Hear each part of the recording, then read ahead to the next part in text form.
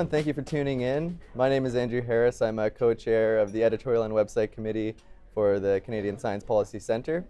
I'm here on day 3 of the Canadian Science Policy Conference, the 11th annual Canadian Science Policy Conference. And I'm very fortunate to be joined today by Dr. Amy Lemay. She's the president of Vista Science and Technology, Inc. Thank you very much for joining me, Amy. Thank you for having me. Yeah, it's my pleasure.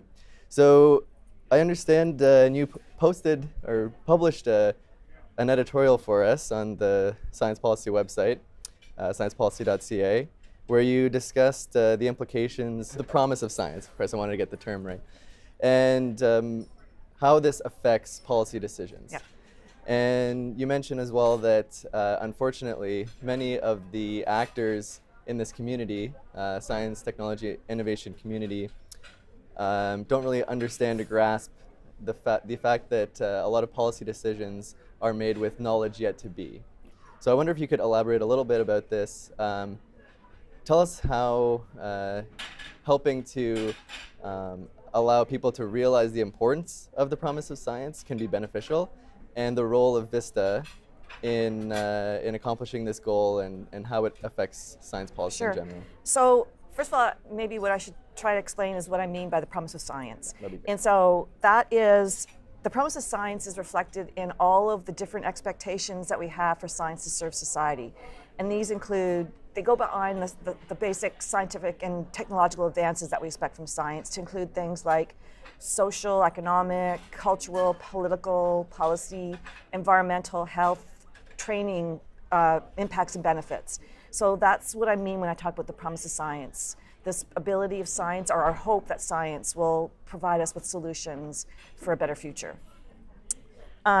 So promise of science is a very powerful social discourse that reflects our aspirations for a better future. And they're very powerful. These discourses are very powerful in shaping our ideas, our beliefs, our interests, as well as our actions and our decisions. And they are compelling visions of the future that compel us to act in the present, to make decisions in the present, to act in the present that have tangible impacts both in the present and in the future. And this includes things like mobilizing resources like funding, creating networks, coordinating activities around different stakeholders, and ultimately transforming policy and governance frameworks. So it does have very profound implications to our decisions. So I think that recognizing the power of these types of promissory discourses around science are important for when we make our science policy decisions, in understanding the uncertainty that future discourses have. And even though through my PhD research, I found that policy actors tended to accept these promissory discourses the way they accepted facts or knowledge. So there's really no difference between expectations and scientific facts. And so we don't recognize that there's this uncertainty around our expectations of science. And I think that's important as an underlying basis for making our policy decisions. Yeah, I mean, it can be really dangerous, right? If you equate the promise with, and your expectations with the facts. Right? Yeah, if we sort of accept these promises as a definitive, I think we have to recognize that science is so uncertain. We just never know what the outcomes of research are going to be. So it's fine to have these aspirations and these expectations, but we have to recognize that the research could end up being something very different. And I can use the example of genomics, and that's what I did my research on. Was we had all kinds of aspirations around genomics that were persuasive in getting governments to fund the Human Genome Project. We did not understand the complexity of the human genome. So we had very simplistic ideas going into the project, and it was very quickly discovered that genomics was far more complex than we ever imagined. And so the benefits and impacts of that research were going to take longer than we expected. Right. Yeah. So you participated yesterday in a panel. I just want to get the title right. Yeah. The Promise of Science and Its Implications for Science Policy, Perspectives of Canada's STI Community. So I know this is going to be very similar to what we've already been discussing, but for those of us like myself, unfortunately I had volunteer duties. I couldn't participate in the panel. So yeah, please tell us about the key take-home messages. So first of all, I should probably describe the panel. It's called a fishbowl format.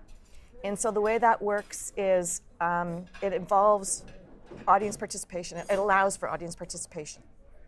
The room is set up very differently. There's an inside circle. I had 5 seats, and I had 4 initial panelists in those seats, so there was 1 empty seat in what we call the fishbowl. The audience were seated in concentric circles around the fishbowl. That was very interesting. So the initial panelists, and we had 3 questions that we were considering. They weren't specific questions to be answered, but questions to reflect on. So what does the promise of science mean to you and in your context? What do you think are the implications of the promise of science? And how should we manage the promise of science in science policy decisions? So the initial panelists and the audience were tasked with reflecting personally on those questions. It wasn't any right or wrong answer. Mm-hmm. So the initial panelists started off with a conversation. And I gave them about 20 minutes to sort of kickstart the conversation. At that point, I invited anyone from the audience to fill the empty seat in the fishbowl, and then someone from the original panelists had to leave the fishbowl. And so the conversation continued. At any point in time, anybody from the audience could fill that empty seat, and the person who'd been in the fishbowl the longest had to leave. And so this went on for about 50 minutes of the session. I had originally planned for the last 20 minutes of the session to be a time where the group to come together and look at our key themes of the conversation and develop some kind of policy recommendations or policy actions around the promise of science and its implications for science policy. But the conversation was so rich and so vibrant that I just let it go on. I did have 2 other CSPC volunteers in the room taking notes on flip charts for me. So I have I've captured the essence of the conversation, and I'm hoping that I can put something together with that policy piece. But 2 things that really struck me in the conversation was the diversity of ways that people envisioned the promise of science. Interesting. I mean, I already knew that there were multiple ways that we understood science and what we meant when we say science, but I was very surprised by even the more diversity. And the other thing that struck me was the need for having science policies that make the promise of science accessible to everyone. For example, there are people who are saying, someone used the term the failure of the promise of science for our Indigenous communities. And I don't know so much if it's the failure of science, but the failure of those groups to have equal access to the promise of science in terms of access to research and being able to participate in science and research. So those 2 things, and they're linked, were the 2 things that I think were the most profound take-homes for me. It sounds extremely interesting, and it's a very innovative way to facilitate that conversation and organize a panel. I've never heard of anything like that. So it was kind of risky. I'd never seen a fishbowl. I'd never done a fishbowl, but CSPC challenged us in the call for panel submissions to propose innovative, interactive panel sessions for this year. And they actually recommended Googling something called the Unconference. And so I did, and I found this fishbowl concept.